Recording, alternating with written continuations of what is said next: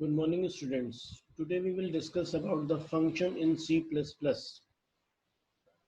Now, if we talk about the function, अगर हम function की बात करें, तो function is a collection of statements that perform some specific task as per the user requirements and return the result to the caller. यानी कि function क्या है? आपके पास collection of group of statements हैं जो इस तरीके से डिज़ाइन किए जाते हैं कि आपकी यूजर की रिक्वायरमेंट को पूरा किया जा सके। यूजर की रिक्वायरमेंट कुछ भी हो सकती है, उसके हिसाब से हम लोग क्या करेंगे, ग्रुप ऑफ स्टेटमेंट्स को कंबाइन करके एक सिंगल यूनिट में कंबाइन करेंगे और उसको जब चाहे तभी हम उसको एग्जीक्यूट करा सकते हैं। वो हमारा कहलाता है फंक्शन। और सबसे बड़ी बात है कि जो भी फंक्शन आप कॉल करेंगे, आपको ज़रूरत होगी तो वो फंक्शन जो वैल्यू है वो वापस रिटर्न करके आपको जहाँ से कॉल किया गया वहाँ पे वो रिटर्न कर देगा। बेसिकली फंक्शन का अपना पर्पज ये है कि हम कोड को रीयूज कर सकते हैं विदाउट रीटाइपिंग द कोड। यानी कि से सपोज आपके पास से सपोज आपके पास 10 लाइंस ऑफ स्टेटमेंट है जिसे आप 10 बार एग्जीक्यूट कराना चाहते हो, तो इसके लिए आपको कितने स्टेटमेंट्स की जरूरत पड़ेगी? अप्रोक्सीमेट 100 स्टेटमेंट्स की जरूरत पड़ेगी, क्योंकि 10 स्टेटमेंट 10 बार यूज कराओगे। अच्छा, यही चीज हमने क्या किया, 10 स्टेटमेंट्स को हमने एक सिंगल फंक्शन में कंबाइन कर लिया। अब इस फंक्शन को हम 10 जगह कॉल कराएंगे, तो हमारे पास ये 10 लाइन ऑफ स्टेटमेंट हो गई और वो 10 बार कॉलिंग हमने की। अब ये कितने लाइन्स हो गई? Total 20 lines. यानी कि आपका एक तो कोड यूज हो रहा है और आपको दोबारा टाइप भी नहीं करना पड़ रहा। अच्छा, इससे हमारे पास हेल्प क्या होती है? हमारा टाइम सेव होता है, ठीक है, और कोड को रीयूज करते हैं बिना किसी रीटाइपिंग के। अब जब एक कोड आप बार बार नहीं लिख रहे हैं तो उससे क्या हुआ, रिडंडेंसी भी रिड्यूस हो गई। प्रोवाइड द एब्स्ट्रैक्शन, मैंने आपको एब्स्ट्रैक्शन में बताया था, the act of representing the essential detail without representing the background detail. अब आप अपने ग्रुप ऑफ स्टेटमेंट को आपने अपने सिंगल यूनिट में कंबाइन कर लिया है, जस्ट आप क्या करेंगे, केवल उस फंक्शन को कॉल करेंगे तो उसकी जो इंटरनल डिटेल है वो आप क्या हुई, वो हाइड हो गई। अच्छा, बेसिकली हमारे फंक्शंस सी प्लस प्लस में दो टाइप के होते हैं, built in function and another is user defined function. Built in function वो होते हैं जो ऑलरेडी प्री डिफाइंड लैंग्वेज के साथ आते हैं, जस्ट हम हेडर फाइल्स को इंक्लूड करते हैं और उस फंक्शन को डायरेक्टली यूज कर सकते हैं। और यूजर डिफाइंड फंक्शन वो होते हैं जो हमारी यूजर की नीड के अकॉर्डिंग वो हमें ऑपरेशंस परफॉर्म कराने होते हैं। तो हम लोग यहाँ देखेंगे यूजर डिफाइंड फंक्शन। एक छोटा सा फंक्शन का मैंने ये एग्जांपल ले रखा है कि अगर आप देखें तो ये हमारा क्या है, एक फंक्शन डिफाइन है, ठीक है, और ये मेन में इस फंक्शन को कॉल किया गया है। तो ध्यान रखिएगा, कंट्रोल जब भी इसको कॉल करेंगे तो कंट्रोल कहाँ जाएगा, इस फंक्शन पे जाएगा। फंक्शन से एग्जीक्यूट होने के बाद वो वापस कंट्रोल उस फंक्शन के बाद आ जाएगा। तो इस तरीके से आपका फंक्शन एग्जीक्यूट होता है, यानी कि कंट्रोल आपका फ्रॉम मेन टू फंक्शन कैसे ट्रांसफर होता है ये दिखाया गया है। अच्छा, इसमें भी वही है लेकिन थोड़ा सा इसमें डिफरेंस है कि हम लोग यहाँ पे रिटर्न स्टेटमेंट यूज कर रहे हैं। यानी कि जब आप फंक्शन कॉल करते हैं तो वो कंट्रोल फंक्शन के पास जाता है, वो एग्जीक्यूट होता है, उसके बाद वापस या तो फंक्शन खत्म हो जाए तब कंट्रोल आता है वापस मेन में, या हम कोई रिटर्न स्टेटमेंट अगर यूज कर रहे हो तो रिटर्न स्टेटमेंट जैसे यूज करेंगे तो वो वहां से जो वैल्यू है वो क्या करेगा, इस फंक्शन को वापस रिटर्न करेगा। चूंकि वहां से वैल्यू वो रिटर्न कर रहा है तो कोई ना कोई एक वेरिएबल लेंगे जिसमें क्या करेगा, जब भी ये फंक्शन कॉल करेगा तो उससे जो वैल्यू रिटर्न आएगी तो किसमें जाके स्टोर हो जाएगी, इस सम में। जस्ट एग्जांपल है, अभी हम आगे देखेंगे कि ये कैसे परफॉर्म करता है। नो फंक्शन डेफिनेशन, देखिए जब भी हम कोई फंक्शन कॉल करेंगे तो उससे पहले हमें उस फंक्शन की डेफिनेशन देनी होगी। जैसे हम लोग कोई भी फंक्शन यूज करते हैं, उस फंक्शन को यूज करने के लिए सबसे पहले हमें उसकी डेफिनेशन यानी कि जो डिफाइन होती है जहाँ पे, उस हेडर फाइल को हमें इंक्लूड करना पड़ता है। इसलिए जब भी हम फंक्शन अपना बनाएंगे तो सबसे पहले हम क्या करेंगे, उसकी डेफिनेशन प्रोवाइड करेंगे। अच्छा, ये डेफिनेशन क्या प्रोवाइड करता है कि उसका नाम क्या है फंक्शन का, ठीक है, फंक्शन कितने पैरामीटर ले रहा है, उसके डेटा टाइप क्या है और उस फंक्शन का रिटर्न टाइप क्या है। अगर हम इसको देखें, दिस इज द सिंटैक्स। जब भी आप डिजाइन करेंगे तो सबसे पहले आपको क्या बताना पड़ेगा, फंक्शन कोई वैल्यू तो नहीं रिटर्न कर रहा, नेम ऑफ द फंक्शन, उस फंक्शन का नाम क्या है, क्या वो फंक्शन किसी वैल्यू पर डिपेंड है, यानी कि कोई वैल्यू पास की जा रही है उस फंक्शन में, दैट इज आर्गुमेंट लिस्ट। और उसके बाद कर्ली ब्रेसेस के अंदर हम लोग क्या करेंगे, उन स्टेटमेंट्स को देंगे जो हमें एग्जीक्यूट कराने हैं। और फंक्शन को वैल्यू रिटर्न कर रहा है तो हम लोग किस स्टेटमेंट का यूज करेंगे, रिटर्न स्टेटमेंट का यूज करेंगे, that is the body of the function. ये देखिए, this is the return type, this is the name of the function. इसमें हम कोई वैल्यू नहीं पास कर रहे तो हम वॉइड भी दे सकते हैं, एंड ये बॉडी ऑफ द फंक्शन है, ठीक है। और ये देखिए, ये इसका रिटर्न टाइप है, फंक्शन नेम है, पैरामीटर है। कोई पैरामीटर नहीं पास करे तो वाइड दे सकते हैं। और ध्यान रखिए कभी भी सेमीकोलन मत लगाइएगा फंक्शन की डेफिनेशन में। फंक्शन प्रोटोटाइप बेसिकली एक फंक्शन का इंफॉर्मेशन प्रोवाइड करता है कंपाइलर को। जो इंफॉर्मेशन होती है फंक्शन के नाम की, नंबर ऑफ पैरामीटर जो फंक्शन लेता है, डेटा टाइप कौन से उस पैरामीटर के हैं, और return type of the function. यानी कि अगर आप देखें, अगर इसका एग्जांपल पीछे वाला, तो ये जो आप इसकी हेडर लाइन देख रहे हैं फंक्शन की, ये आपकी क्या कहलाएगी, फंक्शन प्रोटोटाइप, क्योंकि ये क्या बता रहा है, return type, name of the function and argument. अब इसी को देखते हैं हम लोग। ये देखिए सिंटेक्स क्या है, simply return type, name of the function and argument list, ठीक है। अब उसके बाद आता है आपके पास टाइप्स ऑफ पैरामीटर, यानी कि हम पैरामीटर को जो इसमें पास होते हैं वो कितने टाइप के होते हैं। सबसे पहला एक्चुअल पैरामीटर। जब हम फंक्शन को कॉलिंग करते हैं उस समय जो वैल्यू पास करते हैं तो वो कहलाते हैं, हमारे जो पैरामीटर पास करते हैं वो कहलाते हैं एक्चुअल पैरामीटर। फॉर्मल पैरामीटर, जो फंक्शन की हम लोग डेफिनेशन देते हैं कॉलिंग करते वक्त, उस डेफिनेशन में जो हम आर्गुमेंट पास करते हैं, दैट इज वो आर्गुमेंट जो हम कॉलिंग करते वक्त जो पास करते हैं और ये डेफिनेशन में वो रिसीव करते हैं, दैट इज जो वो पैरामीटर हम जो डिफाइन कर रहे हैं डेफिनेशन में, वो हमारे कहलाते हैं फॉर्मल पैरामीटर्स। एग्जाम्पल अभी देखते हैं, एक छोटा सा एग्जाम्पल है। ये हमारा देखिए एक फंक्शन है सम नाम का, 2 नंबर का सम करेगा।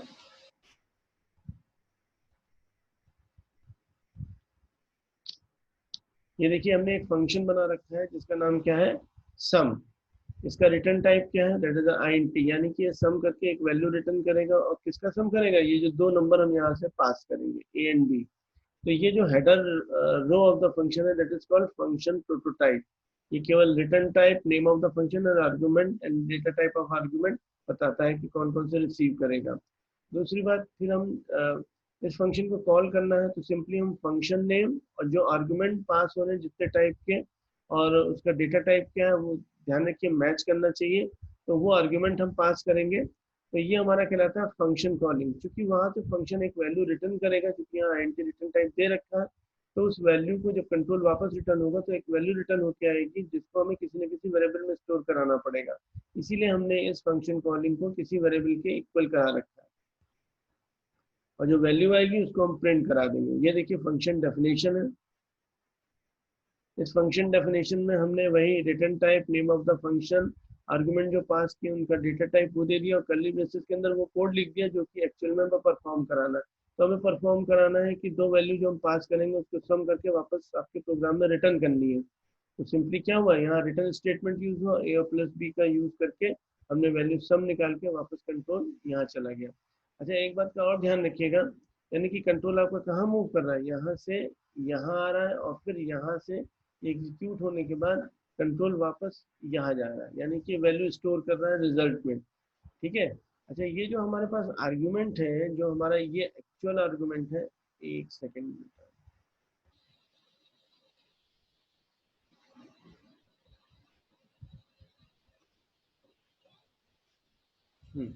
ये जो हमारा एक्चुअल आर्गुमेंट है एक्स एंड वाई, इसकी वैल्यू हमारे पास कहाँ चली जाएगी, ए में जाएगी, और वाई की किस में जाएगी, बी में जाएगी। यानी कि जो हम फंक्शन कॉल कर रहे हैं उस फंक्शन की जो पैरामीटर की वैल्यू है वो करस्पॉन्डिंग पैरामीटर उसमें आर्गुमेंट में कॉलिंग डेफिनेशन में पास हो जाएगी। यानी कि एक्स की वैल्यू ए में चली जाएगी और वाई की वैल्यू बी में चली जाएगी। ना, अब ये तो था जस्ट एक एग्जांपल। अब हम लोग चाह रहे हैं कि हम अपना फंक्शन, अगर यूजर डिफाइंड फंक्शन है, डिजाइन करना हो तो कैसे डिजाइन करेंगे। बेसिकली हमारे पास 4 टाइप की कैटेगरी है फंक्शन डिफाइन करने की। इसमें हम लोग किस बेसिस पे करते हैं, आर्ग्यूमेंट एंड रिटर्न टाइप के बेसिस पे करते हैं। सबसे पहला है नो आर्ग्यूमेंट नो रिटर्न, यानी कि हम कोई वैल्यू भी नहीं पास कर रहे हैं और वहां से प्रोग्राम से रिटर्न भी नहीं ले रहे हैं। इसके इस आर्गुमेंट एंड रिटर्न को समझाने के लिए मैं एक छोटा सा रियल लाइफ एग्जांपल समझाता हूँ आपको कि जैसे आप घर में हैं और आपके पापा ने कहा बेटा पढ़ाई कर लो, तो आपको एक फंक्शन उन्होंने एग्जीक्यूट करने के लिए कहा स्टडी का, तो आपने एग्जीक्यूट तो किया लेकिन उन्होंने कोई आर्गुमेंट तो दिया नहीं। उन्होंने तुम्हें कोई कॉपी किताब पेंसिल या इस टाइप की कोई भी आर्ग्यूमेंट नहीं है जिसके बेसिस पे तुम काम कर रहे हो। तुमने तो बस अपना उन्होंने कहा और तुमने अपना स्टार्ट कर दिया। अच्छा, उसके बाद तुमने उन्हें कोई रिटर्न भी नहीं दिया, यानी कि स्टडी करने के बाद तुम उन्हें ये नहीं उन्हें इन्फॉर्म कर रहे हो या उन्हें कुछ रिटर्न में नहीं दे रहे हो कि सर ये मेरा रिपोर्ट कार्ड है पापा, ऐसा कुछ नहीं कहते हो। यानी कि हम कोई भी वैल्यू ना ले रहे हैं फंक्शन में और ना ही हम दे रहे हैं वापस अपने प्रोग्राम में। ठीक है, इसी तरीके से एक छोटा सा एग्जाम्पल लेते हैं हम लोग कि जैसे घर में मेहमान आते हैं, तो मेहमान आते हैं तो आपके फादर कह देते हैं कि बेटा ये जाके जरा मिठाई लेके आओ, 100 रुपए लो और मिठाई लेके आओ। आप जाते हैं मिठाई लेके आते हैं और मिठाई क्या करते हैं वापस अपने पापा को देते हैं, पापा जी लीजिए मिठाई। यानी कि आपने 100 रुपए उन्होंने दिए एज एन आर्ग्यूमेंट, आपको कॉल किया कि मिठाई लानी है, दिस इज अ फंक्शन, और आपको 100 रुपए दिया एज एन आर्ग्यूमेंट कि आप इसके बेसिस पे मिठाई लाइए। यानी कि जो फंक्शन कॉलिंग हो रही है उसमें एक आर्ग्यूमेंट पास किया जा रहा है, उसके बेसिस पे प्रोसेसिंग होगी। यानी कि आप मिठाई खरीदेंगे और मिठाई खरीदने के बाद आप क्या करेंगे, आप रिटर्न करेंगे अपने पापा को कि पापा जी ये लीजिए मिठाई। इसका मतलब क्या है कि आप एक वैल्यू रिटर्न कर रहे हैं। ठीक है, तो कहने का मतलब ये है कि आपको इस आर्ग्यूमेंट एंड रिटर्न के बेसिस पे फंक्शन आप डिजाइन कर सकते हैं जैसी जरूरत हो। एक छोटा सा एग्जांपल और लीजिए, आप घर में मेहमान आए हैं, तो घर में मेहमान ने आपको कुछ शगुन दिया कि बेटा ये पैसे ले लो और इससे कुछ खा लेना। आपने वो सामान तो खरीदा, खुद खा लिया, क्या वापस आपने मेहमान को रिटर्न किया? नहीं किया। यानी कि नो रिटर्न बट आर्ग्यूमेंट है। यानी कि उस मेहमान ने जो आपको 100 रुपए एज एन आर्ग्यूमेंट दिए जिसका आपने यूज किया। तो यानी कि डिपेंडिंग ऑन योर रिक्वायरमेंट आप इस no argument argument and return type के बेसिस पे आप कई टाइप के फंक्शन बना सकते हो। तो हम लोग 4 टाइप के फंक्शन बना सकते हैं, that is a no argument no return, दूसरा है आर्ग्यूमेंट पास कर रहे हैं पर रिटर्न नहीं कर रहे हैं, तीसरा है आर्ग्यूमेंट नहीं दे रहे हैं पर रिटर्न कर रहे हैं, चौथा है आर्ग्यूमेंट भी दे रहे हैं और उसका रिटर्न भी ले रहे हैं। रिटर्न पर्पज इसीलिए होता है कि हम अपने प्रोग्राम जो हमारा जो डेटा है वो आपके फंक्शन में प्रोसेस होकर वापस उसकी प्रोसेसिंग लास्ट वैल्यू क्या हो, फाइनल वैल्यू वापस अपने प्रोग्राम में आप रिटर्न कराना चाहते हो, तब तो इसमें रिटर्न स्टेटमेंट यूज कीजिएगा। नहीं आपको जरूरत है तो मत यूज कीजिएगा।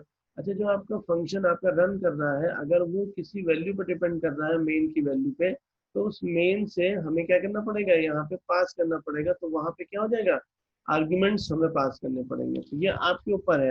अच्छा, एक बात का और ध्यान रखिएगा, जो वैल्यू पास कर रहे हैं उसका डेटा टाइप जो फंक्शन में आर्ग्यूमेंट में जो डेटा टाइप दे रखा है दोनों मैच करने चाहिए, तभी वो आर्ग्यूमेंट जो एक्चुअल पैरामीटर है फॉर्मल पैरामीटर में कॉपी होंगे, अदरवाइज ऐसे एरर जनरेट कर देगा। तो सबसे पहले देखते हैं no argument and no return. एक छोटा सा फंक्शन बना रखा है ऐड का हमने। यहाँ पे हमने 2 नंबर का सम लेना है। अब चूंकि इसे कोई नंबर हमने प्रोवाइड नहीं किया किसका सम लेना है, तो इस फंक्शन में खुद ही हम क्या करेंगे, 2 नंबर इनपुट लेंगे और उसी का सम करके डिस्प्ले करा देंगे। क्योंकि हमें इस वैल्यू को हमें अपने प्रोग्राम में नहीं चाहिए, तो इस वजह से हम लोगों ने कोई भी रिटर्न नहीं दिया, वहीं पे लिया वहीं पे प्रोसेस किया, खत्म। यानी कि इस वैल्यू का यूज हम अपने प्रोग्राम में नहीं कर पाएंगे जब ये फंक्शन खत्म हो जाएगा। दूसरा है आर्गुमेंट एंड रिटर्न, यानी कि आर्गुमेंट तो हम दे रहे हैं पर कोई रिटर्न नहीं दे रहे। जैसे हमें 2 नंबर का सब्ट्रैक्ट करना है, लेकिन सब्ट्रैक्ट किस बेसिस पे करना है, जो हम एज एन आर्गुमेंट पास करेंगे तो वहां से एक्चुअल पैरामीटर में जो भी वैल्यू पास आएगी पहले वाली वैल्यू एक्स में जाके स्टोर हो जाएगी और दूसरी वैल्यू वाई में। अब हमने क्या किया, हमने चूंकि हमें रिटर्न नहीं करना है तो यही पे हमने सी आउट करा दिया। तो एक्स एंड वाई को जब हम माइनस करेंगे तो जो रिजल्ट आएगा वो आपका डिस्प्ले हो जाएगा। और ये वैल्यू वापस प्रोग्राम में नहीं यूज कर सकते क्योंकि हमने इसे वापस अपने प्रोग्राम में मांगी ही नहीं है, रिटर्न ही नहीं कराई। एक छोटा सा एग्जाम्पल हम लोग देखते हैं इसका।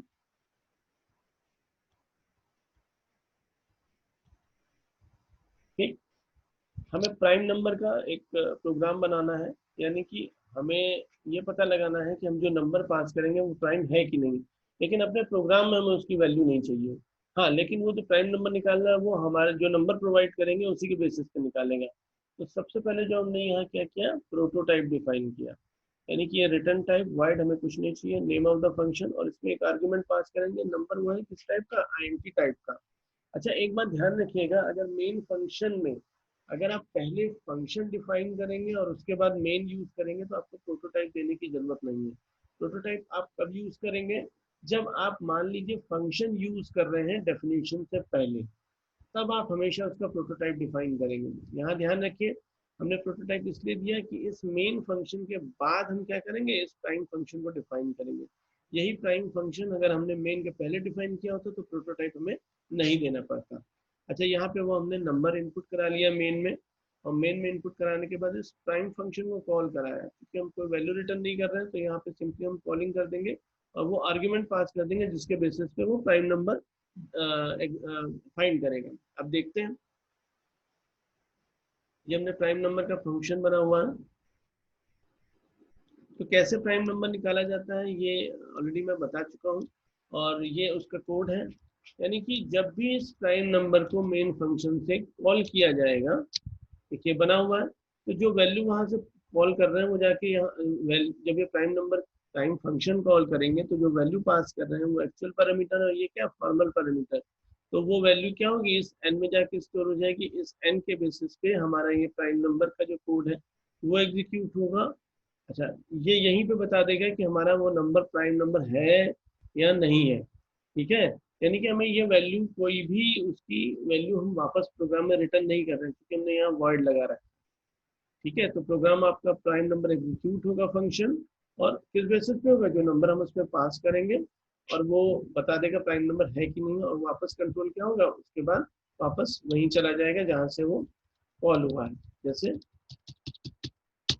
प्राइम नंबर को कॉल कराने के बाद हमारा ये रिटर्न पे आ जाएगा कंट्रोल, और आपका प्रोग्राम फिनिश हो जाएगा। तो ये एग्जांपल था आर्ग्यूमेंट एंड नो रिटर्न का। आगे देखते हैं, अब क्या है, नो आर्ग्यूमेंट एंड रिटर्न। अब आर्ग्यूमेंट नहीं दे रहे हैं, से सपोज हमारे पास कोई नंबर हमें मल्टीप्लाई करना है, लेकिन वो हम कोई नंबर नहीं पास कर रहे हैं, उसे अपने आप से ही वो नंबर इनपुट कराना होगा। तो ये देखिए, हमने दो नंबर इनपुट कराए हैं, और उसके बाद हमने क्या किया, वो चूंकि मल्टीप्लाई की जो वैल्यू है वापस हमें अपने प्रोग्राम में चाहिए, तो इसलिए हमने क्या यूज किया, रिटर्न स्टेटमेंट यूज किया, और उसमें वो जो दो नंबर है उसका मल्टीप्लाई किया जो हमने यहाँ इनपुट लिया था। क्योंकि ये डबल टाइप का है, तो इसलिए जब हम मल्टीप्लाई करेंगे तो रिटर्न भी किस टाइप का हो जाएगा, डबल टाइप का। तो ये वैल्यू पास हो रही है वहां पे, तो ये भी हम रिटर्न टाइप क्या लेंगे, डबल टाइप का। आगे देखते हैं, अब यहाँ पे क्या, आर्गुमेंट एंड रिटर्न। अब इसको देखिए, अब एक छोटा सा एग्जांपल है जिसमें कि वैल्यू हम पास कर रहे हैं, उस वैल्यू को प्रोसेस करने के बाद वापस हमें अपने प्रोग्राम में चाहिए। तो ये देखिए, आर्गुमेंट में वैल्यू हमारा ये फॉर्मल पैरामीटर है, ये डेफिनेशन है, इसमें जो आर्गुमेंट है वो फॉर्मल पैरामीटर कहलाएंगे। इस पर रिसीव हुई, उसके बेसिस पे इसने प्रोसेस किया और वैल्यू को क्या किया, रिटर्न स्टेटमेंट से रिटर्न कर दिया। क्योंकि ये वैल्यू डबल है तो इसलिए हमने इसका रिटर्न टाइप क्या कर रहे हैं, डबल ले रहे हैं, क्योंकि यहाँ पे प्रोसेस होने के बाद डबल डेटा टाइप जनरेट होगा। एग्जाम्पल, एक सीरीज है, सीरीज है x upon one factorial plus x upon two factorial, series का सम करना है। ठीक है, तो इस सम करने के लिए यानी कि हर टर्म में हमें क्या करना है, एक फैक्टोरियल निकालना है। तो अपने प्रोग्राम में अगर हम फैक्टोरियल निकालेंगे तो बार बार हमें उसे यूज करना पड़ेगा, इससे बढ़िया हम फैक्टोरियल का एक अलग से फंक्शन बना लेंगे, और जब भी हम वैल्यू पास करेंगे वन टू, वो क्या करेगा, उस फैक्टोरियल की वैल्यू कैलकुलेट करके यहाँ रिटर्न कर देगा। अब इस प्रोग्राम को देखते हैं। सबसे पहले एक फैक्टोरियल नाम का एक फंक्शन बना लिया है, और जिसमें वो वैल्यू पास हो रही है कि किस बेसिस पे फैक्टोरियल निकालेगा, और जो फैक्टोरियल निकालेगा उसकी वैल्यू एक रिटर्न करेगा। ये मेन फंक्शन बनाया हमने, जिसमें क्योंकि x अपॉन वन फैक्टोरियल यानी कि x की वैल्यू हमने यहाँ ले ली x, उसके बाद नंबर ऑफ टर्म्स हमें कितने चाहिए, ठीक है, और सम करना है, उसके लिए एक सम नाम का वेरिएबल ले लिया। तो सबसे पहले हमने क्या किया, इनपुट लिया x में, उसके बाद नंबर ऑफ टर्म्स, और उसके बाद हमने फॉर लूप चलाया कहाँ से कहाँ तक, जहाँ तक हमें सम करना है 1 से लेकर उस टर्म तक। अच्छा ये देखिए सम क्या है, x upon 1 factorial x upon 2 factorial, यानी कि इस i की वैल्यू पे हम क्या करेंगे, ये फैक्टोरियल का कॉलिंग की है कि जो भी फैक्टोरियल की वैल्यू कैलकुलेट होगी वो यहाँ पे वापस रिटर्न होके आएगी। तो x अपॉन 1 फैक्टोरियल की वैल्यू, x अपॉन 2 फैक्टोरियल की वैल्यू। अच्छा यहाँ पे ये फंक्शन कॉलिंग हो रही है तो नेम ऑफ द फंक्शन पास करेंगे, क्योंकि उसमें एक आर्ग्यूमेंट पास हो रहा है तो हमें वो आर्ग्यूमेंट क्या यहाँ पास कर रहे हैं, आई की वैल्यू, क्योंकि पहले टर्म के लिए आई की वैल्यू 1 होगी यानी कि 1 फैक्टोरियल, दूसरे टर्म के लिए आई की वैल्यू 2 होगी तो 2 फैक्टोरियल, और ये जो ये पैरामीटर क्या कहलाएगा, एक्चुअल पैरामीटर। अच्छा वो वैल्यू वहां से रिटर्न कर रहा है तो जो वैल्यू रिटर्न होके आएगी वो x से डिवाइड हो जाएगी, ठीक है। और उसके बाद हमने जो सम कराया उसको डिस्प्ले करा लिया। अब हम देखते हैं फैक्टोरियल फंक्शन को, इसकी डेफिनेशन सिंपली है कि अगर कोई फैक्टोरियल निकालना है किसी नंबर का तो हम एक एक करके माइनस करके उससे मल्टीप्लाई करते जाएंगे प्रीवियस नंबर से, तो हमारा फैक्टोरियल निकल आएगा। तो देखिए ये रिटर्न टाइप है, ये नेम ऑफ द फंक्शन है और ये इसके आर्गुमेंट है, that is the formal parameter. वहाँ से जो भी वैल्यू पास करेंगे वो ए में जाके स्टोर हो जाएगी और उसके बेसिस पे लूप कहाँ से कहाँ तक चलेगा, 1 से ए तक चलेगा और हर वैल्यू को क्या करेगा, प्रीवियस वैल्यू से मल्टीप्लाई करता जाएगा, ठीक है। 1 से स्टार्ट करेंगे अप टू दैट नंबर तक, और उसके बाद जो भी वैल्यू कैलकुलेट होगी वो हम क्या करेंगे, रिटर्न कराएंगे इस रिटर्न स्टेटमेंट के थ्रू। और ये जो क्या हो रहा है, ये फैक्ट है आईएनटी टाइप का, तो ये जो हमने यहाँ रिटर्न कर रहे हैं आईएनटी टाइप का, तो इसलिए रिटर्न टाइप इसका क्या हो गया, आईएनटी। ये कुछ एक्स्ट्रा रीडिंग्स हैं जिसे आप पढ़ सकते हैं, ठीक है, और आपको एक्स्ट्रा नॉलेज लेनी हो तो थैंक यू। हम लोग क्लास में डिस्कस करेंगे कि इसको कैसे परफॉर्म करना है।